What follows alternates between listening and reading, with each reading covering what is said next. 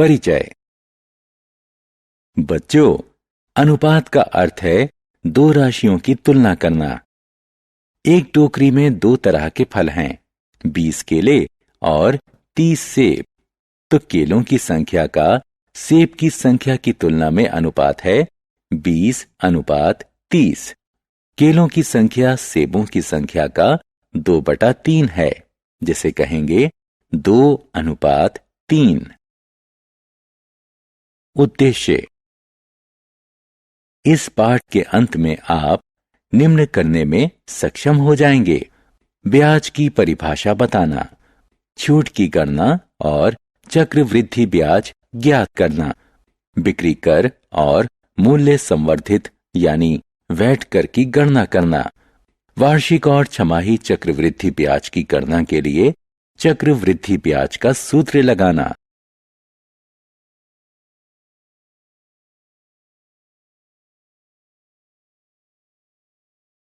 उदाहरण। एक स्कूल में 8वीं कक्षा के छात्रों के लिए घूमने जाने का कार्यक्रम बनाया गया। कक्षा के कुल छात्रों में 40% लड़कियां हैं, जिनकी संख्या 18 है। घूमने जाने का स्थान स्कूल से 250 किलोमीटर दूर है और बस कंपनी 15 रुपए प्रति किलोमीटर की दर से किराया लेगी।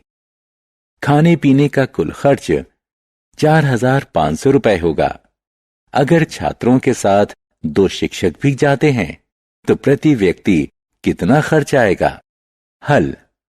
मान लीजिए कुल छात्रों की संख्या है x और x का 40% लड़कियां हैं। गणना करने पर छात्रों की संख्या बराबर 45 है। लड़कों की संख्या बराबर 45 घटा 18 बराबर 27। लड़कों की तुलना में लड़कियों की संख्या है 2/3, जिसे हम इस तरह से लिखेंगे और पढ़ेंगे 2:3। प्रति व्यक्ति लागत निकालने के लिए परिवहन शुल्क बराबर आने जाने की दूरी गुणा दर, जो कि गणना करने पर रुपए 7,500 है। कुल खर्च बराबर खाने पीने की लागत जमा परिवहन लागत, जो कि गणना करने पर रुपए 12,000 है। कुल व्यक्तियों की संख्या बराबर 18 लड़कियां जमा 27 लड़के जमा 2 शिक्षक बराबर 47। तो प्रति व्यक्ति खर्च रुपए 255 आएगा। उदाहरण। एक बाइक की कीमत पिछले साल 45,000 रुपए थी। इस साल इसमें 20% की वृद्धि हो गई है, तो अब इसकी कीमत क्या है? हल। एक बाइक की कीमत बराबर 45,000 रुपए, प्रतिशत वृद्धि बराबर 20। 45,000 का 20% होगा रुपए 9,000। नई कीमत बराबर पुरानी कीमत जमा वृद्धि बराबर 45,000 रुपए जमा 9,000 रुपए बराबर 54,000 रुपए। बिक्री बढ़ाने के लिए बाइक की कीमत में 5% कमी कर दी गई। अब देखें कि बाइक की कीमत क्या होगी। बाइक की कीमत बराबर 45,000 रुपए कमी 45,000 का 5% बराबर 2,250। नई कीमत बराबर पुरानी कीमत घटा कमी। गणना करने पर हम पाएंगे 42,750 रुपए। छूट का पता लगाना। किसी भी वस्तु पर लिखी कीमत MRP पर दी गई कटौती छूट कहलाती है। छूट बराबर लिखी कीमत घटा बिक्री कीमत। प्रतिशत में अनुमान लगाना। किसी दुकान पर आपका बिल है 498 रुपए 20 पैसे और दुकानदार आपको 10% की छूट देता है, तो आप कैसे अनुमान लगाएंगे कि आपको कितना भुगतान करना है? बिल को 498.20 रुपए के निकटतम दशांक यानी 500 पर ले आएं। अब इसका 10% निकालें, यानी रुपए 10/100 गुणा 500 बराबर 50। इसका अर्थ हुआ कि आपकी बिल राशि 50 रुपए कम यानी 450 रुपए के करीब होगी। क्रय और विक्रय से संबंधित कीमतें, लाभ और हानि। मैं पेन पर 3 रुपए और कागज पर 2 रुपए खर्च करूं तो खर्च होगा 5 रुपए। ये मुझे 3 रुपए का लाभ देगा, जो है 30%।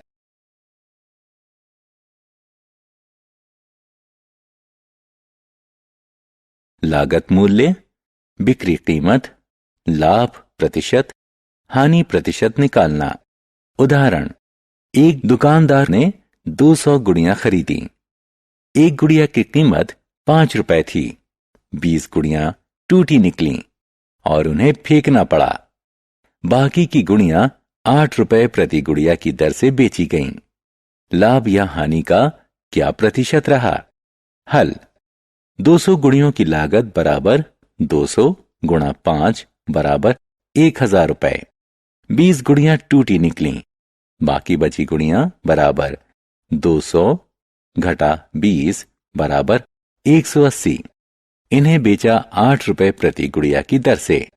180 गुड़ियों की बिक्री कीमत बराबर 180 गुणा 8 बराबर 1440 रुपए। दुकानदार का लाभ हुआ, बिक्री कीमत क्रय कीमत से ज्यादा है। लाभ बराबर 1440 घटा 1000 बराबर 440 रुपए। 1000 रुपए पर 440 रुपए का लाभ हुआ तो 100 रुपए पर कितना लाभ मिला? गणना करने पर हमने लाभ 44% पाया। बिक्री कर निकालना। एक दुकान पर एक जोड़ी जूते की कीमत 1450 रुपए थी। उस पर 8% बिक्री कर लिया गया। बिल की कुल राशि कितनी हुई? हल, 100 रुपए पर टैक्स बना 8 रुपए, तो 1450 रुपए पर टैक्स बनेगा 116 रुपए। बिल राशि बराबर वस्तु की कीमत जमा बिक्री कर बराबर 1450 जमा 116 बराबर 1566 रुपए। मूल्य संवर्धित कर यानी वैट निकालना। रीना ने 9800 रुपए की वॉशिंग मशीन खरीदी, जिसमें 10% टैक्स भी शामिल है।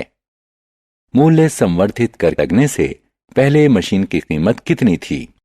मूल्य संवर्धित कर के साथ वॉशिंग मशीन की कीमत बराबर 9800 रुपए। 9800 का 10% बराबर 980 रुपए। मूल्य संवर्धित कर लगाने से पहले कीमत बराबर 9800 घटा 980 बराबर 8820 रुपए। साधारण ब्याज। बैंक या डाकखाने में जमा राशि पर जो अतिरिक्त राशि दी जाती है उसे ब्याज कहते हैं। जब लोग इनसे राशि उधार लेते हैं तो वो इन्हें ब्याज देते हैं।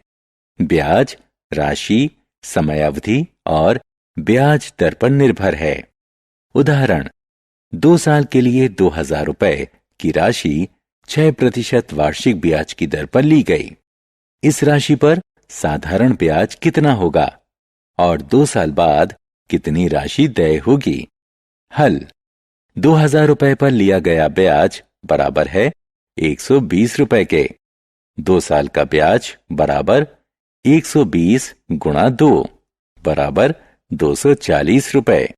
2 साल के अंत में देय राशि बराबर मूलधन जमा ब्याज बराबर 2000 रुपए जमा 240 बराबर 2240 रुपए।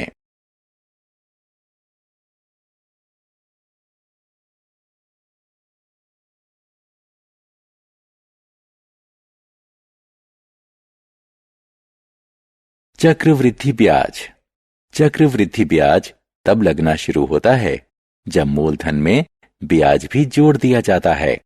उसके बाद से जोड़े गए ब्याज पर भी ब्याज लिया जाता है। मूलधन में ब्याज की राशि जोड़ने को चक्रवृद्धि कहते हैं। चक्रवृद्धि ब्याज निकालना। हरि ने 2 वर्ष के लिए 24,000 रुपए 5% वार्षिक चक्रवृद्धि ब्याज की दर से उधार लिए। कदम 1 वर्ष का साधारण ब्याज निकालें। प्रथम अवधि के लिए मूलधन मान लीजिए P1 बराबर 24,000 रुपए। पहले वर्ष के लिए 5% ब्याज होगा 1,200 रुपए। कदम 2, अब वो राशि निकालें जो ली या दी जानी है। ये अगले साल की मूल राशि हो जाएगी। पहले साल की समाप्ति पर राशि होगी 25,200 रुपए, जो कि बराबर है P2 के। कदम 3, अब फिर से इस राशि पर एक और साल के लिए ब्याज निकालें। यह होगा 1,260 रुपए। कदम 4, दूसरे साल के अंत में राशि बराबर P2 जमा SI2 बराबर 25,200 जमा 1,260 रुपए बराबर 26,460 रुपए। दिया गया कुल ब्याज 1,200 रुपए जमा 1,260 रुपए बराबर 2,460 रुपए। हम साधारण ब्याज की इस तरह भी गणना कर सकते हैं। 2 वर्ष के लिए साधारण ब्याज होगा 2,400 रुपए। अतः चक्रवृद्धि ब्याज देने पर हरि को 60 रुपए अधिक देने होंगे।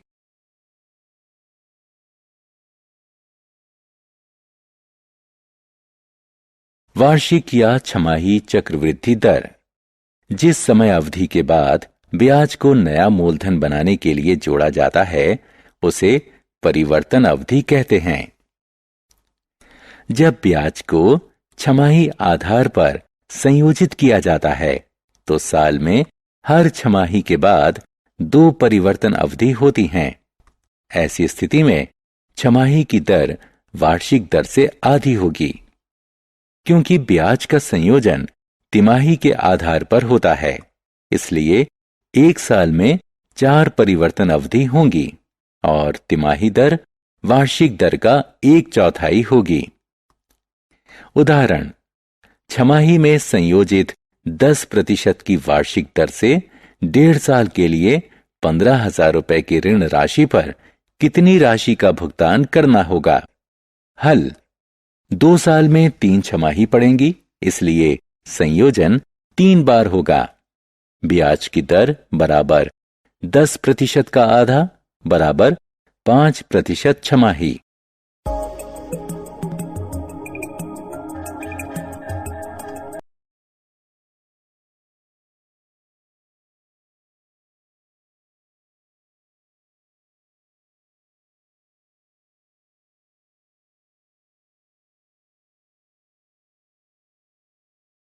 सारांश। आइए हमने जो कुछ सीखा है उसे संक्षेप में दोहराएं। छूट लिखित कीमत पर दी जाने वाली कटौती होती है। छूट बराबर लिखित कीमत घटा बिक्री कीमत। छूट प्रतिशत दी जाने पर छूट की गणना की जा सकती है। छूट बराबर लिखित कीमत पर छूट प्रतिशत। कोई वस्तु खरीदे जाने के बाद लागत में जोड़ा जाने वाला अतिरिक्त खर्च ऊपरी व्यय कहलाता है। लागत कीमत बराबर खरीद कीमत जमा ऊपरी व्यय। कोई भी वस्तु बेचे जाने पर सरकार बिक्री कर वसूलती है, जिसे बिल राशि में जोड़ा जाता है। बिक्री कर बराबर बिल राशि का कर प्रतिशत। विगत वर्ष की राशि A बराबर P जमा I पर लिया गया ब्याज चक्रवृद्धि ब्याज कहलाता है।